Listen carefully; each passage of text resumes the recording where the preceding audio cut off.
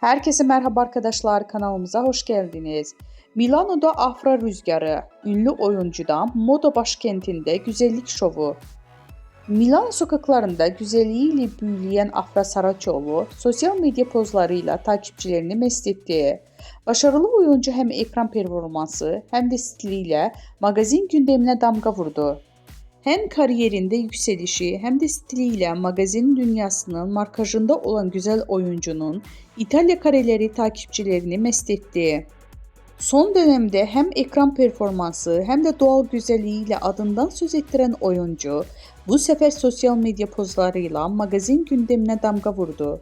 İtalya'nın moda başkentini Milano'ya giden Afra Saraçoğlu şehre adım atır atmaz tüm bakışları üzerine çekti.